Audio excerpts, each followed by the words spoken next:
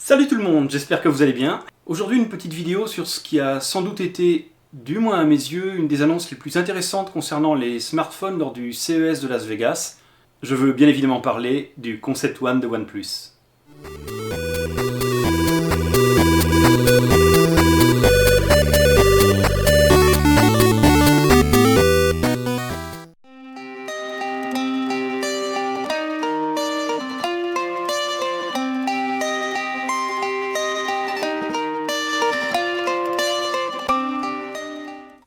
« 2020 pourrait être une année riche en surprises du côté des smartphones et personnellement je compte assez sur OnePlus pour nous apporter un peu de rêve. Alors, pourquoi une vidéo sur ce seul Concept One de OnePlus me direz-vous? Parce que selon moi, ce concept signifie plusieurs choses qui vont être importantes dans les mois et les années qui viennent. Pour commencer, il démontre que OnePlus est une marque qui travaille sur l'avenir, qui innove, qui recherche de nouvelles choses. Et en ce sens, ses liens avec McLaren depuis 2018 sont intéressants. Ces deux marques poussent certaines idées relativement loin, et on en trouve ici le résultat avec ce Concept One. Et moi je trouve que ça a franchement de la gueule. We express the same things but with different words. We acknowledge the same curve and those might have hurt. It's like the last line you draw to remind. Pour cela, OnePlus et McLaren ont repris une technologie que McLaren utilise déjà depuis 2017 dans sa Supercar 720S. Je veux parler bien évidemment du verre électrochrome.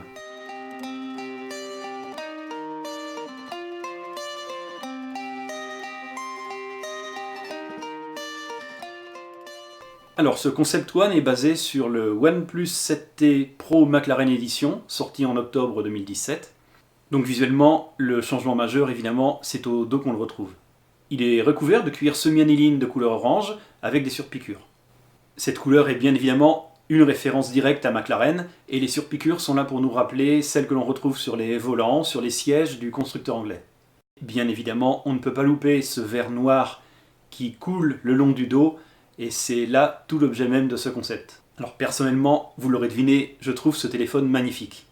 Il fait très premium et la pureté du dos sans objectif apparent fait qu'on a le sentiment de découvrir quelque chose de tout nouveau. Du moins tout nouveau par rapport à la tendance actuelle qui consiste plutôt à créer des plots de caméras de plus en plus imposants, de plus en plus visibles.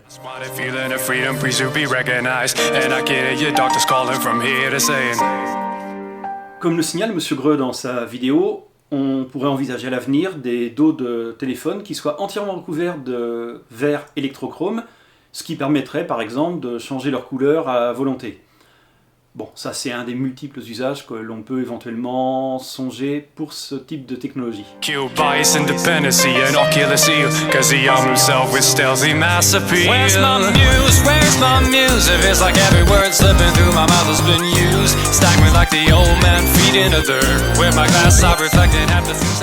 Par contre, je serais quand même curieux de connaître l'impact sur la consommation de la batterie. Je ne pense pas que ce soit totalement neutre et c'est une information que je n'ai pas vu passer pour le moment. Mais pour masquer les objectifs, comme on le voit ici sur ce concept, c'est franchement une idée que je trouve excellente. Ça ouvre des possibilités de design un peu différents, avec des dos totalement lisses et libérés de toute accroche visuelle. Ça permet une certaine pureté à laquelle je suis assez sensible.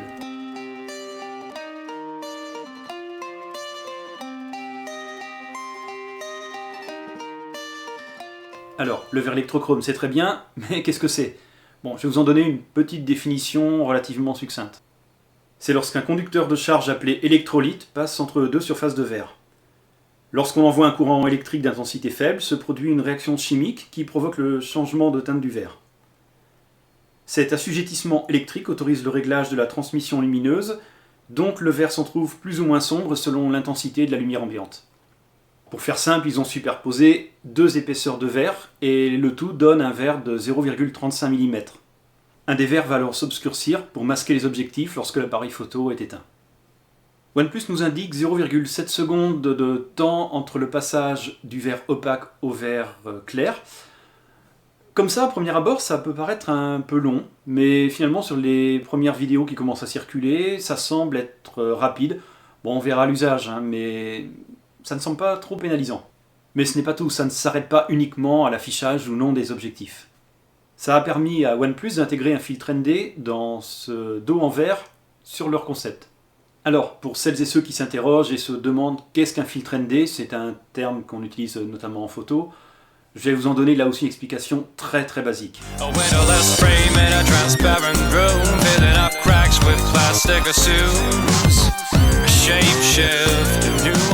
Pour faire simple, ça autorise de meilleures photos en forte luminosité. Ça permet de diminuer la lumière qui va rentrer dans le capteur de l'appareil, et par là même, ça permet d'avoir des vitesses notamment plus lentes. Et avec un filtre ND suffisamment élevé, ce qui ne sera pas le cas sur ce Concept One, vous pouvez même éventuellement faire de la pose longue en plein jour. Donc voilà, vous avez l'idée générale. Selon OnePlus, c'est l'équivalent d'un filtre ND8 qui est intégré sur son Concept One. Donc en théorie, il devrait permettre de gagner 3 stops. C'est encore un terme utilisé en photo.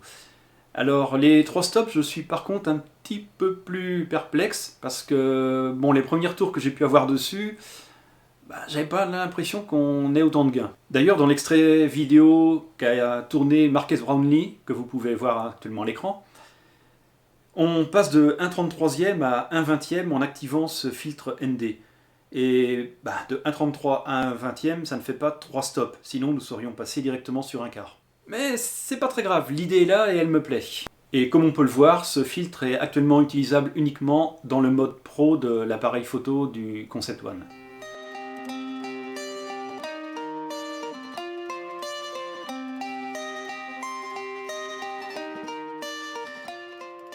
Alors, pour le moment, ce n'est qu'un concept, nous sommes d'accord. Mais je peux pas m'empêcher d'imaginer un smartphone qui intégrerait cette technologie dans les mois ou dans les années qui viennent. Alors je le verrais bien débarquer, par exemple, sur un OnePlus 8T McLaren Edition en octobre prochain. Ça serait finalement relativement cohérent, puisque ce serait sur le modèle fait en partenariat avec McLaren. Et puis, allez, soyons fous, pourquoi pas éventuellement le OnePlus 8T Pro directement. Alors, peut-être aurez-vous fait la remarque que je ne parle que des téléphones qui sortiront à l'automne prochain. C'est tout simplement parce que j'ai un peu de mal à imaginer que dans le OnePlus 8 ou le OnePlus 8 Pro qui sortira en mai-juin, OnePlus ait eu le temps de faire le nécessaire pour l'intégrer. Ça me semble encore un peu court. D'ailleurs, dites-moi dans les commentaires ce que vous en pensez et si vous imaginez vous aussi que ça puisse sortir dans les mois qui viennent ou si pour vous c'est quelque chose qui restera un concept. Il y a là quelque chose qui permettrait vraiment à nos smartphones d'évoluer positivement à mon sens vers de nouveaux designs, des choses plus épurées et surtout visuellement moins pataudes, parce que franchement il y a un certain aujourd'hui avec leur pavé de caméra au dos, c'est quand même assez disgracieux, enfin, il faut se dire les choses. J'espère que ça ira au-delà du concept, mais quelque chose me dit que OnePlus n'aurait pas authentiser ce téléphone s'il n'avait pas eu l'intention d'aller au-delà de la démonstration technologique. Et bon, en ce qui me concerne, je vais rester avec mon OnePlus 6 qui continue vaillamment sa route, il veut bientôt 2 ans, mais il fonctionne toujours très bien. Et on verra si dans les mois qui viennent, je lui découvrirai un grand frère avec cette nouvelle technologie. Si vous avez aimé cette vidéo, n'hésitez pas à mettre un pouce bleu. Et quant à moi, je vous dis à très bientôt dans une autre vidéo. Don't stop dreaming 'cause it's ain't over. Wreck up your life.